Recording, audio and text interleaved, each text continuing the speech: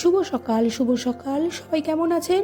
আশা করি ভালোই আছেন। রোজের পাঁচালির থেকে নিয়ে চলে এলাম আরেকটি ছোট্ট ভিডিও।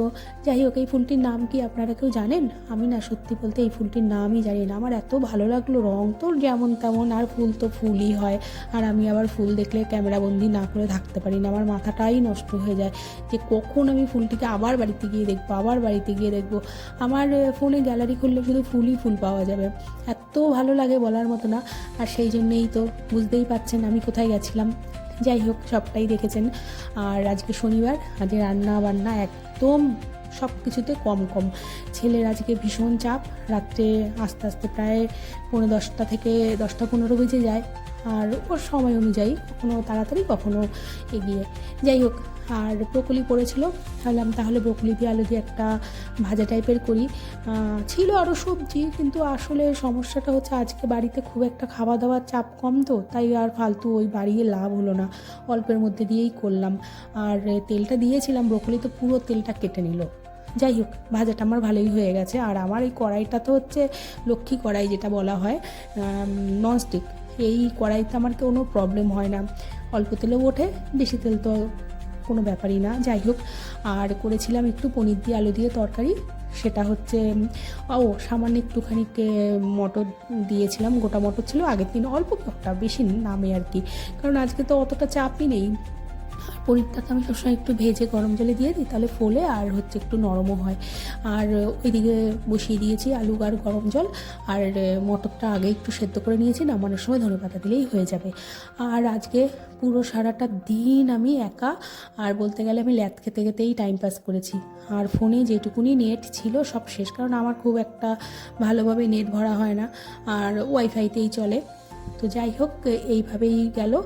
আর বিকেলবেলা সত্যি বলতে আমি না চায়ের পার্টনার খুঁজে পাচ্ছি না। একটা চায়ের পার্টনার হলে ভালো হতো। আজকে আমাদের বাড়িতে কেউ আসেনি। ম্যাক্সিমাম নেইটি স্বস্তিকের কোনো না কোনো বন্ধুরা আসে, তো আজকে কোনো বন্ধুই আসেনি। যাই হোক, কী আর করা যাবে। এবার ওই জন্য পুরো সারাটা দিন শুয়েছিলাম, মানে ঘুমিয়েই ছিলাম। গতকালকে আমি গত 2 দিন থেকে একটুখানি ঘুমের ওষুধ খাওয়া হয়ে গেছে বেশি। যাই হোক, এইবার এই সবজিটা নামিয়ে তারপরে স্বস্তিক বাড়িতে ঢুকবে, ও একবার হয়তো খাবে, আর জানি না কি করবে, সেটা পরে দেখা যাবে।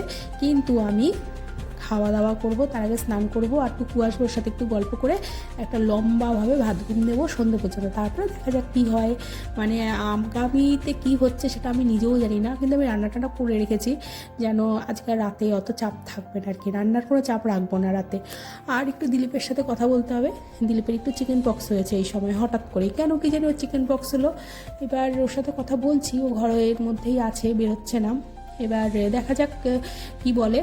তো ওর সাথে একটু কথা বলে ওই আর কি টাইম পাস করবো এইভাবেই। আরও হ্যাঁ, আমাদের শীতকালীন কম্বল বিতরণের দিনটা ঠিক হয়ে গেছে, সেটা আগামী সপ্তাহতেই হবে। দেখতে থাকুন ভিডিওটি। আজকে সারাদিন আর কোনো ভিডিও করিনি। এইবার ভিডিও না করার কারণ হচ্ছে কি, আমি ওষুধ খেয়ে ফেলেছিলাম 2 দিন, একটু ঘুমের সমস্যা হয়েছিল। এবার ওষুধ খাওয়ার পরে কি হয়েছে, শুধু রান্নাটাই করতে পেরেছি, আর কিছু করতে পারিনি। এত পড়ে ঘুমিয়েছি, তারপর আবার শীতকালের ভাত ঘুম। আর সাথে যদি বাড়িতে কেউ না থাকে, যেহেতু আজকে শনিবার, আজকে বাড়িতে কেউ নেই, না ছেলে বাড়িতে আছে না ওর বাবা বাড়িতে আছে, পুরো একা। এইবার আমাকে আর দেখে কে আজকে।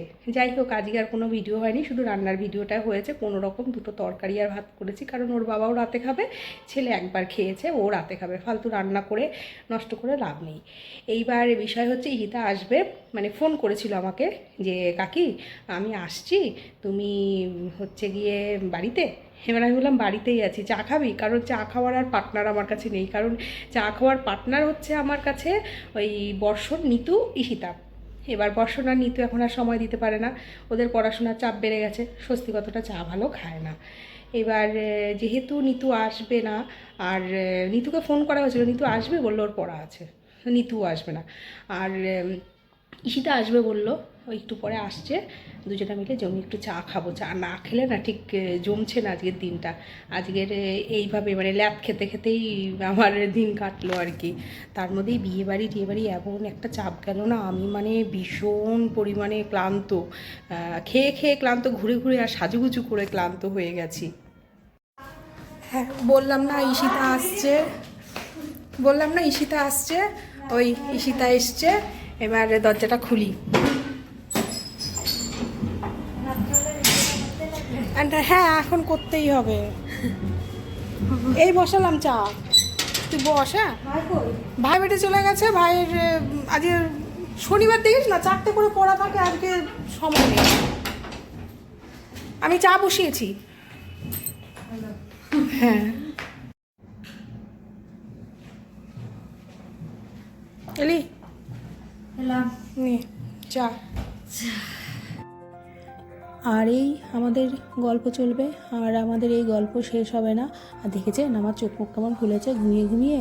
যাই হোক, আর আমাদের এবার গল্প চলবে বলতে সমালোচনা আর আলোচনা। ম্যাক্সিমাম পিএনপিসি চলে ওরার আমার মধ্যে, কিন্তু সবটাই গোপনভাবে চলে। আর এই চা নিয়ে বসেছি, মশলা দিয়ে কড়া করে চা করেছি, দুজনে মিলে খাবো। খেয়ে অনেকটা সময় কাটাবো। ওর বাবা আসবে নিতে। ও আসলো বলতে ব্যান্ডেল থেকে আসলো, ওর পরীক্ষা ছিল, পরীক্ষা দিয়ে আসলো। আর এর মধ্যেই বলছিল একটু ঘুরতে যাবে কাকি, কোনো একটা জায়গায়, এরকম কথা হচ্ছিল। আর ও সময়টা তো ভীষণই কম দেয়, দেখা যাক কবে ঘুরতে যাওয়া যায়। ভালো লাগছে। Bye bye. এই চলে যাচ্ছে এবার।